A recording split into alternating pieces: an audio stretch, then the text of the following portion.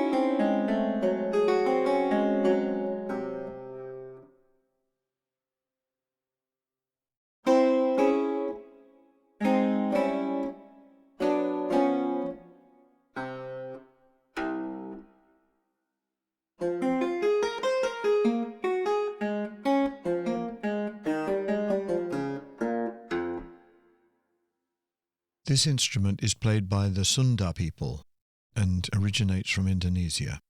It's similar in sound to the Chinese gucheng or the Japanese koto, or even the dan tran, which we'll shortly take a closer look at in more detail.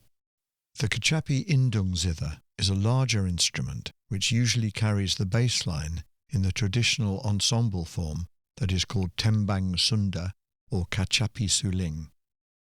This is an ensemble which consists of vocals, the suling flute, which we sampled in the flute section of Sångara, and always two kecapi, the mother and child indung and anak.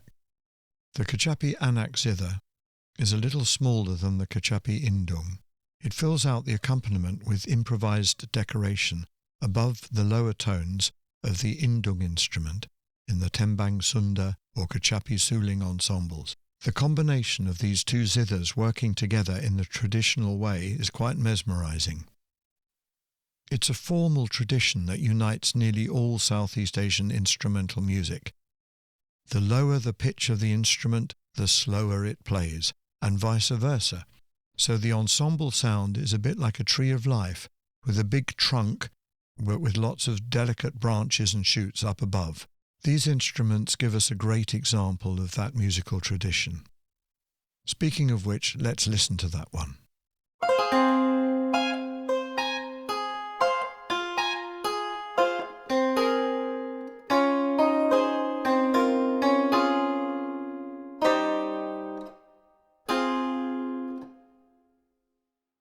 At this point, a quick word about the sound. All the instruments in Sångara were captured dry in a medium-sized studio space with 5 different mic positions. It's a close-up sound that carries a lot of detail, and it lets you apply your own processing so they sit as you would like in your own mix. Note that we've added a little bit of reverb here for these demonstrations. Next here is the Thai kim.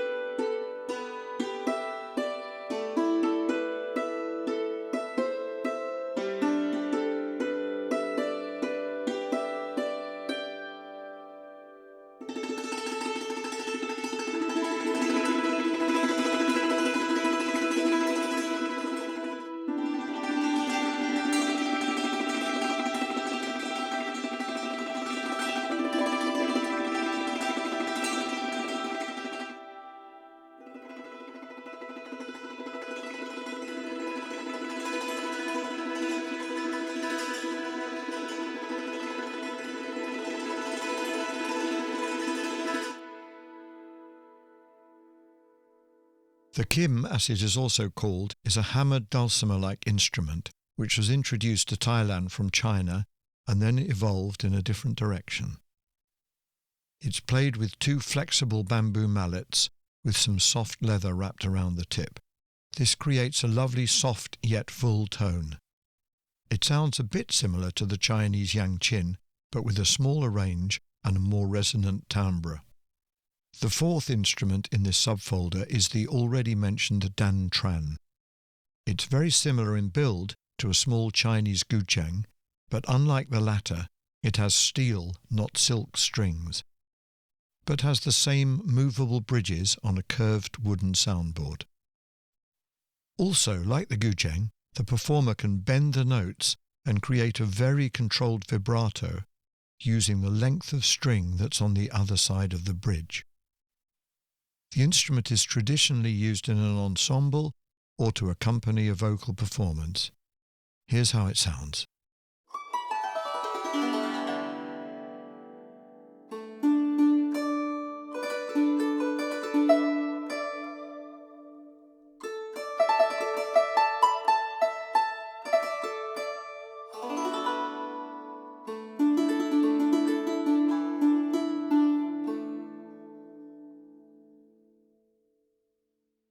Next up, the Thai saw-oo.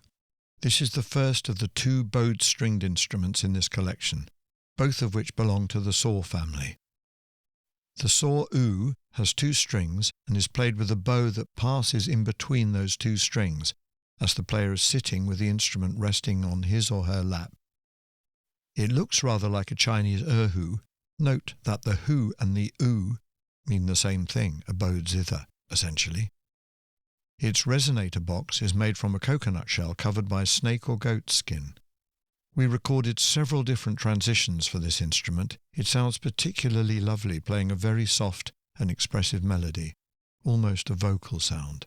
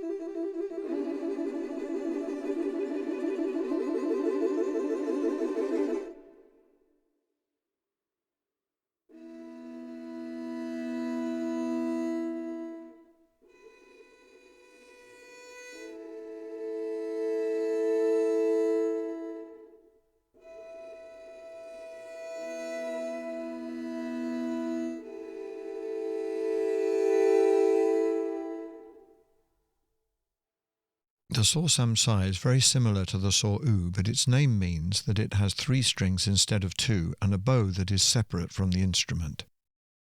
It appears to be played like a Western cello, but in fact it has no fingerboard like its cousins, the saw-oo and the erhu. Its body is made out of 3 coconut shells with a skin-covered resonator, with a neck made out of wood inlaid with mother-of-pearl or ivory. Some of these instruments are stunningly beautiful, as these are considered royal or even sacred.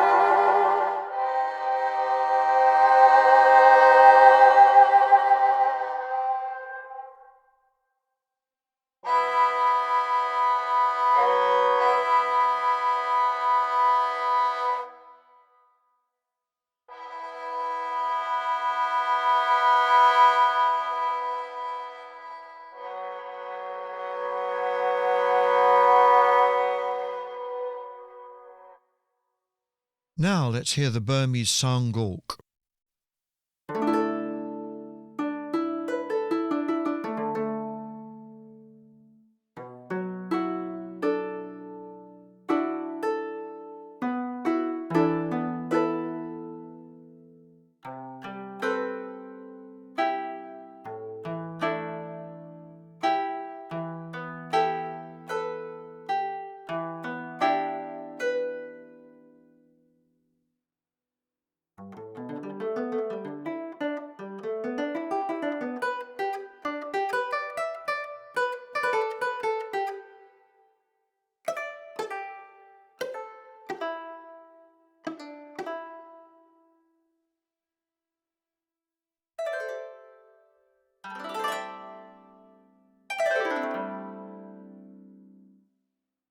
This instrument is commonly known as the Burmese harp.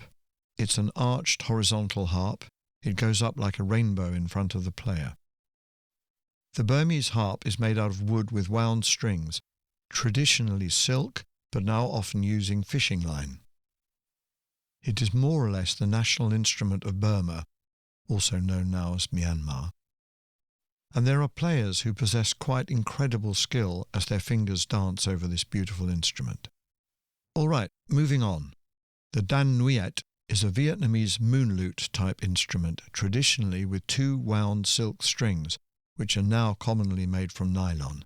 The tension of these strings is fairly low compared to the Western guitar. This makes it easier to play bends and vibrato, which is a very common technique in traditional dan nguyet playing, along with tremolo.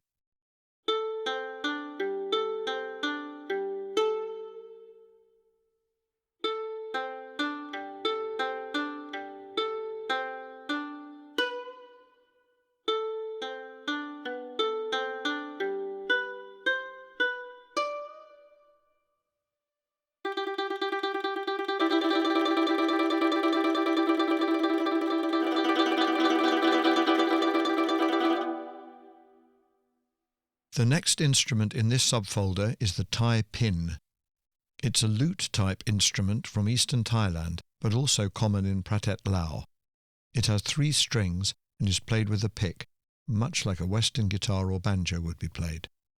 Unusually, the frets are laid out pentatonically, so you normally can't play a full 8-note scale, but guess what? You can now.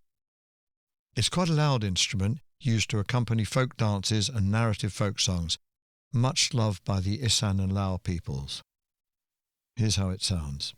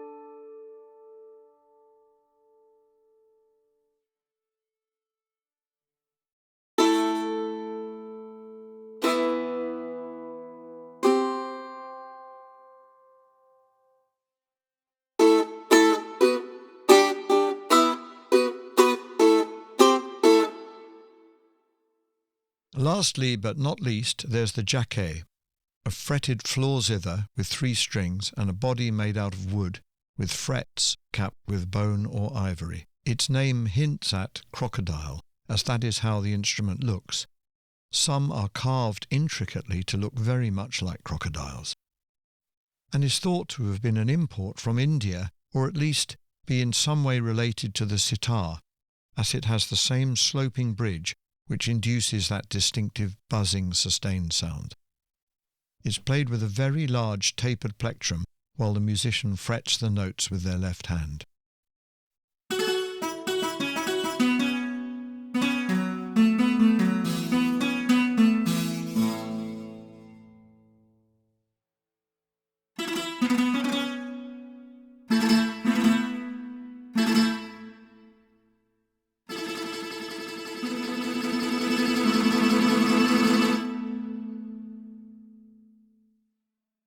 So, this wraps up the final walkthrough video for Sångara. I hope you have a lot of fun creating music with these beautiful instruments, and that these sounds will inspire you to explore and find some new and exciting sonic environments for these extraordinary sounding instruments. I have really loved the whole process of liberating my Southeast Asian instrument collection and making them all available to you in Western scales and tuning. The more I see of films and series set in fantasy and exotic worlds, the more confident I am that these sounds will find their place in a new and exciting sonic palette.